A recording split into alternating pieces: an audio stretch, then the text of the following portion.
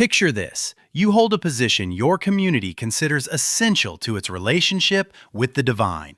Kings consult you before making decisions. Communities travel great distances to receive your blessing.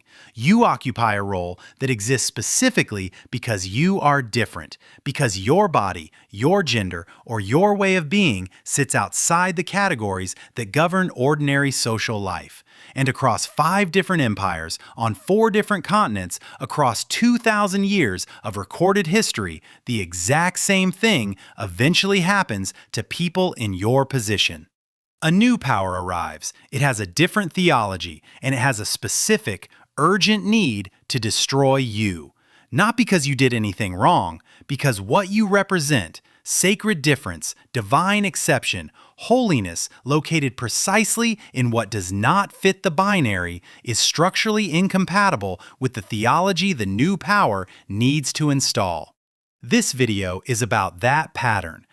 5 sacred categories of gender-nonconforming people across 5 empires, and the specific, almost mechanical way each one was targeted for destruction by the power that replaced the system that created them. Let's start in Mesopotamia, which we covered previously in detail. The gala priests of Inanna, Asinu, Kurguru, Kulu'u occupied recognized sacred roles for at least 2,000 years of Mesopotamian religious history. They were not marginal figures. They were essential personnel in the cult of the most important goddess in the pantheon. Their gender crossing was not despite their sacred function, it was the source of it. They existed outside the male-female binary specifically because the binary was understood as something the divine could transcend, and they were the living demonstration of that transcendence. When did this end? Not suddenly.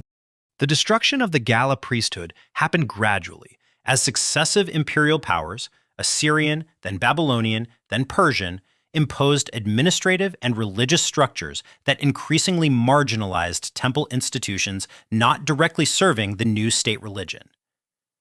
By the time Alexander's successors controlled Mesopotamia, the Gala priesthood had become a historical curiosity rather than a living institution. The destruction was administrative before it was theological. The temples lost their economic base, their political protection, and eventually their personnel, as the institutional structures that sustained them were absorbed into systems with different priorities. Now let's go to India, to the Hijra. The Hijra tradition in South Asia, people assigned male at birth who live and identify outside the male-female binary, has documented roots stretching back over 4,000 years, with references appearing in the Kama Sutra, in the Mahabharata, and in numerous other classical Sanskrit texts. The Hijra held specific ceremonial roles. They were invited to bless newborns and weddings, their blessing considered to carry particular spiritual power precisely because of their liminal status between genders. The Mughal Empire, which ruled most of the Indian subcontinent from the 16th through the 18th centuries, integrated Hijra into formal court structures. Hijra served as administrators, advisors, and guardians of the women's quarters in royal households, positions of genuine political significance. The historical record documents Hijra holding titles, managing significant resources, and exercising real authority within Mughal administrative structures. The British colonial administration that took control of India in the 19th century approached the Hijra with a specific and devastating piece of legislation. The Criminal Tribes Act of 1871 explicitly classified Hijra as a criminal tribe, an entire category of people designated as inherently criminal by birth, subject to arrest, registration, and surveillance regardless of individual conduct. The act required Hijra to register with local authorities, restricted their movement, and criminalized their traditional dress and ceremonial practices. This was not incidental colonial overreach. It was specifically targeted legislation written by British administrators who understood exactly what they were destroying and chose to destroy it deliberately. The British colonial framework had no theological or social space for a third gender category with sacred authority. Victorian English categories of gender and sexuality were rigid in ways that found the Hijra tradition not merely foreign, but actively threatening to the colonial project's underlying assumptions about natural order. The Criminal Tribes Act was not repealed until 1952, 5 years after Indian independence.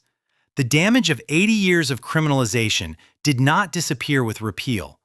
The Hijra community's social and economic position in independent India was shaped by nearly a century of systematic legal persecution, and the recovery from that persecution remains incomplete. Now let's go to Polynesia, to the Mahu, and the broader Pacific tradition we discussed in our civilizational survey video. The Mahu tradition in Hawaii and Tahiti, and parallel traditions across Polynesia, including the Fa'afafine of Samoa, represented recognized social categories with specific ceremonial and social functions: healing, teaching traditional arts, and serving as keepers of certain forms of cultural knowledge. The Christian missionary project in the Pacific, beginning seriously in the early 19th century, identified these traditions specifically and worked to eliminate them. The missionary records from Hawaii are explicit about this. Protestant missionaries writing home to their sponsoring societies describe their efforts to convert Mahu specifically, treating their gender status as itself a primary target of conversion rather than simply discouraging specific behaviors. The Hawaiian Kingdom's own legal codes, developed in the mid-19th century under heavy missionary influence, eventually incorporated criminalization of behaviors associated with Mahu status, even as the Hawaiian monarchy itself continued to include Mahu in court roles in some periods. A contradiction that illustrates how colonization operated unevenly through multiple channels, with results that varied even within the same kingdom during the same decades. The American annexation of Hawaii in 1898 brought a more systematic legal framework that left even less room for the Mahu tradition's traditional social functions. The knowledge survived primarily through oral transmission within families and communities who maintained the tradition quietly outside official structures, until a revival movement beginning in the late 20th century began the work of public recovery. Now let's go to Africa, to a tradition that receives almost no attention in popular accounts of gender history despite extensive documentation: the various third gender and ritual cross-dressing traditions found across multiple African societies prior to colonization. Among the Igbo of what is now Nigeria, certain spiritual and ceremonial roles were held by individuals who crossed conventional gender categories, particularly in relation to specific deities whose worship required ritual specialists understood to embody both male and female spiritual qualities. Similar patterns appear among various Bantu-speaking peoples in southern and central Africa, where specific ritual and healing roles were associated with gender-nonconforming individuals whose spiritual authority derived precisely from their liminal status. European colonial administrations across the African continent approached these traditions with a remarkably consistent strategy: criminalization through the importation of British and other European sodomy laws, combined with active Christian missionary campaigns specifically targeting traditional religious practitioners whose roles did not conform to European gender categories. The specific colonial legal mechanism, Section 377 of various colonial penal codes, modeled directly on British law and exported across the British Empire from India to Africa to the Caribbean, criminalized behaviors associated with these traditional roles using language imported wholesale from English law, with no reference to or acknowledgement of the specific African traditions being targeted. The legislative language was generic, its application was specific and devastating. Many African nations retain these colonial-era laws on their books today, more than half a century after independence, a legal architecture imposed by colonizers that has outlasted the colonial period itself, continuing to criminalize the descendants of traditions the colonizers specifically intended to destroy. Now here's the pattern, made explicit across 5 empires and 2,000 years. In every single case, the destruction follows the same sequence. First, A new political power arrives through conquest, colonization, or religious conversion. Second, the new power identifies the sacred gender-nonconforming role as specifically incompatible with its own theological or social framework, not as one social custom among many, but as a particular target requiring particular attention. Third, the new power deploys specific legal or administrative mechanisms, criminal classification, registration requirements, movement restriction, property confiscation, that target the practitioners of the tradition rather than attempting to argue against the theology that supported it. Fourth, the destruction of the institutional and economic base of the tradition proceeds more thoroughly and more quickly than any destruction of the documentary record. The knowledge survives in fragments, in oral tradition, in colonial records that documented what they were destroying, even as the living practice becomes impossible to sustain. This is not 5 separate, unconnected stories of unfortunate prejudice.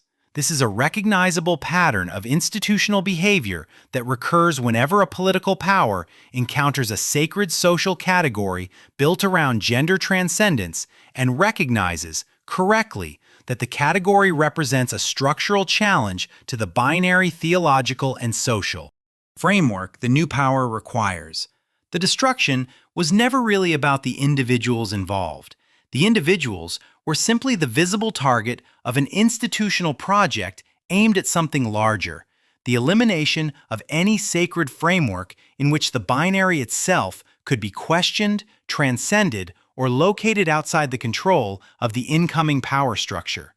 The gala priests, the Hijra, the Mahu, the Igbo ritual specialists, they were not destroyed because of who they were as individuals. They were destroyed because of what their existence proved was possible. And proving that something is possible is the most dangerous thing a sacred tradition can do to a power that requires everyone to believe it is not.